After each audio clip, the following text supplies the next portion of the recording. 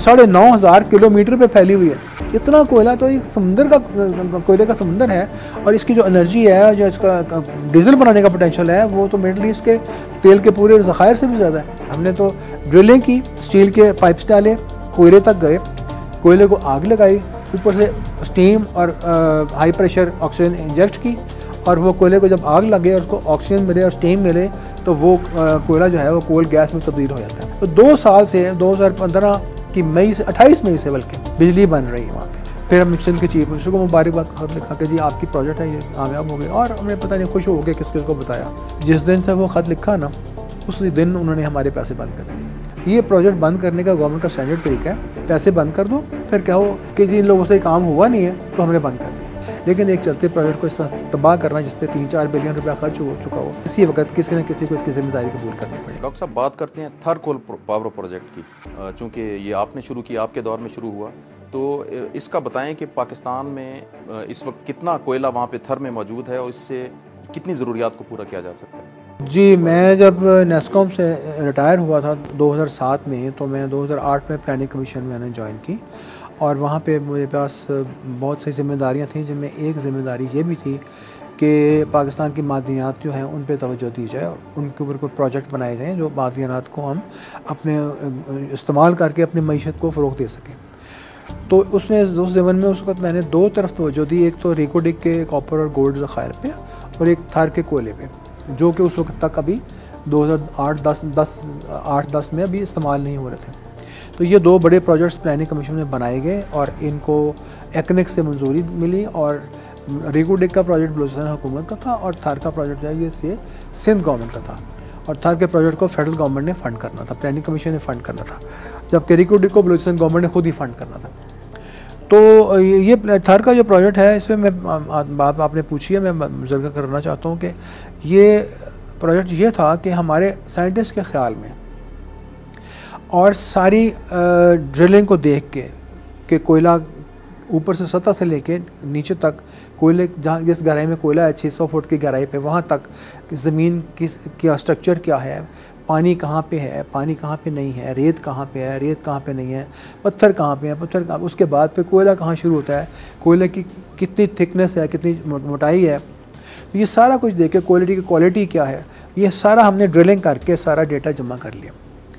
और उसके बाद हमने प्लान ये बनाया कि ये कोयला खुदाई करके माइन नहीं हो सकता, इसकी कानकुनी नहीं हो सकती, क्योंकि इसके ऊपर पानी के 2 लेयर हैं। एक 80 मीटर की गहराई में है, सरफेस से सतह से 80 मीटर पे, और एक 130 मीटर की गहराई में, जबकि कोयला 180 मीटर की गहराई पे वाक़ है। तो ऊपर जो पानी के लेयर हैं, अगर आप एक माइन कान खोदते हैं तो ये सारा पानी कान में चला जाएगा।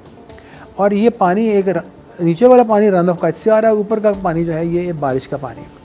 तो इस पानी को आप पंप करके एक कान में से निकाल नहीं सकते, क्योंकि रन ऑफ का इससे पानी जो आ रहा है वो समुद्र का पानी है, वो तो पानी आता जाएगा। तो ये बहुत बड़ा एक चैलेंज था माइनिंग के लिए। और यही वजह थी कि यहाँ एक साहब आए गॉर्डन वू के नाम से, जो हांगकॉन्ग के बहुत बड़े कूल पावर प्लांट्स के स्पेशलिस्ट थे, और उन्होंने उस वक्त बड़ा पाकिस्तान को हुकूमत को उम्मीद दिलाई कि मैं यहाँ पे एक पावर प्लांट लगाता हूँ। वो भी जब उन्होंने ये सारा कुछ देखा कि इसकी कंडीशन क्या है कोयले की, तो वापस चले गए। फिर 2001-2 में मुशर्रफ साहब की माँ पर चाइना के 2 बहुत बड़ी कोल माइनिंग प्लांट्स के वो मालिक आए, जहाँ पे वो शिन्वा ग्रुप कहलाता, Xinhua group of mining companies. उन्होंने आके ड्रिलिंग की, वही जो हमने सारा कुछ किया और देखा कि कहाँ पे पानी है, क्या कोयला है, और वो उन्होंने 1 साल लगाया तकरीबन, और उसके बाद वो भी वापस चले गए। उसके बाद सिंध हुकूमत ने मंसूबा बनाया कि हम एंग्रो के साथ मिलके, एंग्रो और सिंध का, कि हम यहाँ पे खुदाई करके माइनिंग करते हैं और कोयला निकालते हैं और एक पावर प्लांट लगाते हैं। तो उन्होंने टेस्ट पिट होता है, पहले करते हैं, आप छोटी सी माइनिंग बना के देखते हैं कि माइनिंग कामयाब हो गई है, तो फिर आप फिजिबिलिटी बनाते हैं कि हाँ वाकई ये हो सकता है काम। तो उन्होंने थोड़ा सा ये किया कि सीपेक का, क्योंकि दौरा है आजकल, तो सीपेक वालों को किसी ने कह दिया कि जो भी हमारे करते धरते हैं कि आप थर में जाके एक कोल पावर्ड प्लांट लगा दें। तो वो चाइनीज़ तो बड़ी तेज़ी से काम करते हैं, उन्होंने 1-1.5 साल में वो प्लांट तकरीबन 80% मुकम्मल कर लिया। अभी बन रही है, तेज़ी से बन रही है, इंशाल्लाह मुकम्मल हो जाएगी इस साल। उसके साथ साथ उसी वक्त के साथ कोल की माइनिंग के लिए एक चाइनीज़ और कंपनी आई, पे की नहीं, एक और कंपनी आई, उन्होंने एंगर के साथ मिलकर माइनिंग शुरू कर दी। उन्होंने कहा हम माइनिंग कर लेंगे जब तक प्लांट कंप्लीट होगी। तो वही हुआ कि जब पानी का पहला लेयर आया तो वाकई वहाँ पे फंस गए। अब वो पानी को उन्होंने पंप करने की कोशिश की, 1 महीना पंप करते रहे 12 ट्यूबवेल लगा के, तो वो तो 1 आधी इंच पानी नीचे नहीं हुआ। वो तो पानी लोकल तो पानी नहीं था माइन का ना, वो तो पूरे थर के कोल फील्ड से आ रहा है जो कि 9600 मरबा किलोमीटर पर मुहित है, उससे पानी आ रहा है, वो तो पानी जाने का कहीं नहीं है। तो उन्होंने वो माइन अबैंडन कर दी। अब नई एक जगह पे तो काम शुरू किया हुआ है, लेकिन वो तो दिखावे के लिए है, वहाँ पर माइन शाइन कोयले की बनानी पॉसिबल नहीं है।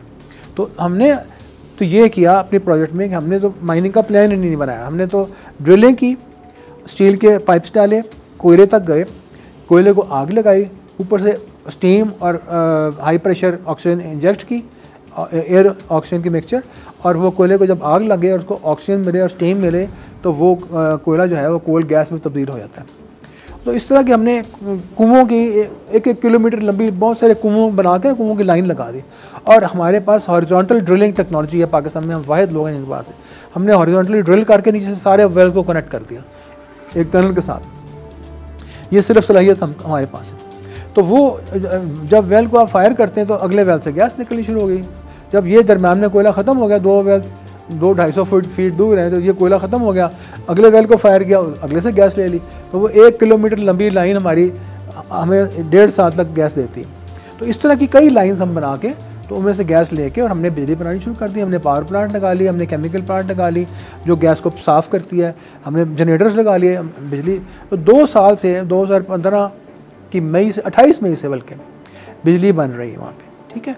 तो अब जैसे ही बिजली बनी तो हम बड़े खुश हुए कि बहुत बड़ी बात हो गई, पाकिस्तान के लिए अचीवमेंट हो गई। तो हमने पहले बात तो ये की कि जो प्लानिंग कमीशन फ़ंड करती है तार के प्रोजेक्ट को, उनको ख़त लिखा। यही आजकल के चेयरमैन प्लानिंग कमीशन जो है इनको लिखा कि बड़े खुश हो गए कि जी आपको मुबारक हो, बिजली बन गई है यहाँ पे, हमारी प्रोजेक्ट कामयाब हो गई, आपने फ़ंड किया, बहुत शुक्रिया आपका। अब आप इसको फटाफट फ़ंड करें ताकि हम इसको 100 मेगावाट का अप्रूवल है, अप्रूवल तक लेके जाएँ जो एक्नेक ने अप्रूवल दिया हुआ है। फिर हम सिंध के चीफ मिनिस्टर को मुबारकबाद का खत लिखा कि जी आपकी प्रोजेक्ट है ये कामयाब हो गई। और हमने पता नहीं खुश हो गए किसको बताया।